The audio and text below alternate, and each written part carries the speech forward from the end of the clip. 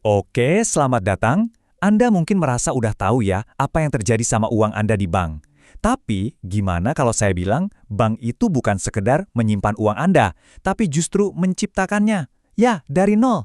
Hari ini kita akan bongkar rahasia besar di balik cara kerja sistem perbankan.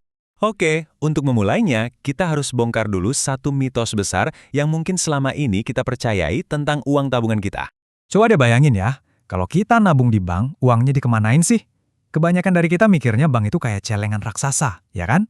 Kita nabung, terus uangnya dipinjemin ke orang lain. Tapi, apa benar sesimpel itu? Yuk kita bedah sama-sama. Nah, ini dia nih kepercayaan yang paling umum. Model calengan. Kedengarannya logis banget kan? Kita nabung, bank meminjamkan. Tapi ternyata model ini keliru. Dan kenyataannya, jujur, jauh lebih mencengangkan dari yang kita kira.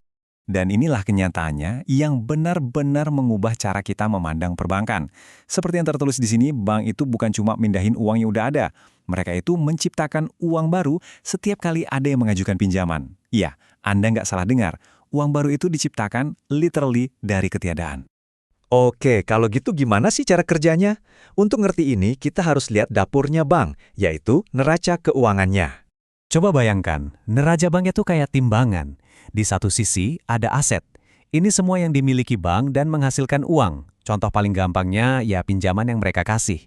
Di sisi lain ada kewajiban. Ini semua utang bank ke pihak lain, termasuk ya uang tabungan kita. Dan kuncinya cuma satu, timbangan ini harus, wajib, selalu seimbang. Biar lebih gampang, kita pakai contoh nyata ya. Katakanlah ada seseorang, sebut saja N, mau pinjem uang 5.000 euro buat beli mobil. Nah, sekarang kita lihat gimana proses ini bisa goyangin, atau lebih tepatnya, menyeimbangkan kembali timbangan neraca bank. Nah, ini kondisi awalnya sebelum Ane dapat pinjaman. Anda bisa lihat timbangannya seimbang. Sisi aset yang isinya pinjaman-pinjaman lain dan cadangan uang, nilainya sama persis dengan sisi kewajiban, yang isinya tabungan nasabah lain dan modal bank sendiri. Sekarang, perhatikan baik-baik, ini bagian sihirnya. Saat pinjaman disetujui, bank itu nggak ngambil uang dari brankas atau dari tabungan orang lain. Lihat deh di sisi aset, tiba-tiba muncul catatan baru. Pinjaman untuk An sebesar 5.000 euro. Ini jadi aset baru buat bank. Dan di saat yang bersamaan, di sisi kewajiban, muncul juga catatan baru. Simpanan di rekening An sebesar 5.000 euro. Seketika, uang baru senilai 5.000 euro baru aja muncul, dan hebatnya, timbangannya tetap seimbang sempurna. Jadi begitulah prosesnya. Sederhananya gini, pinjaman disetujui, uang baru tercipta, dan neraca bank jadi lebih besar.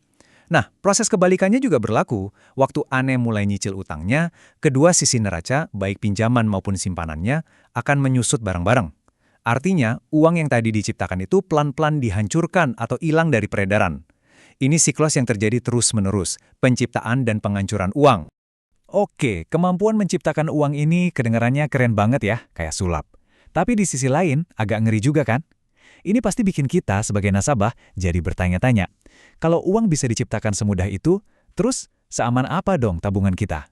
Nah, disinilah letak resiko utamanya. Coba lihat perbandingan ini. Aset bank kayak KPR itu kan jangka panjang. Bisa 20-30 tahun baru lunas. Tapi kewajiban bank ke kita, yaitu uang tabungan kita, itu jangka pendek. Kita bisa tarik kapan aja kita mau.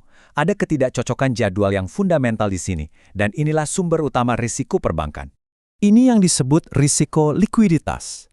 Bayangin kalau tiba-tiba banyak banget nasabah panik dan mau narik uangnya bareng-bareng. Fenomena ini namanya bank run. Nah, karena uang bank itu nyangkut di pinjaman jangka panjang, mereka bisa aja kehabisan uang tunai untuk bayar semua nasabah yang datang. Ada lagi risiko kedua, namanya risiko solvabilitas. Ini beda ya, ini risiko bangkrut. Terjadinya kalau banyak banget orang yang minjam uang, gagal bayar. Nilai aset bank langsung anjlok. Kalau kerugiannya sampai lebih besar dari modal bank itu sendiri, ya sudah, bank itu resmi bangkrut. Tapi tenang, sistem ini nggak dibiarin liar begitu aja, ada aturannya.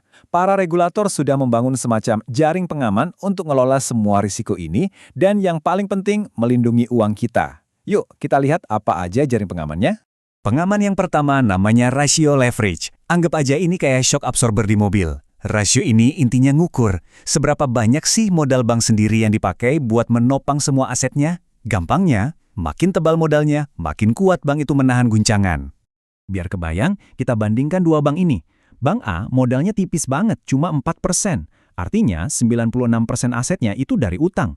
Sementara Bank B modalnya tebal, 20%.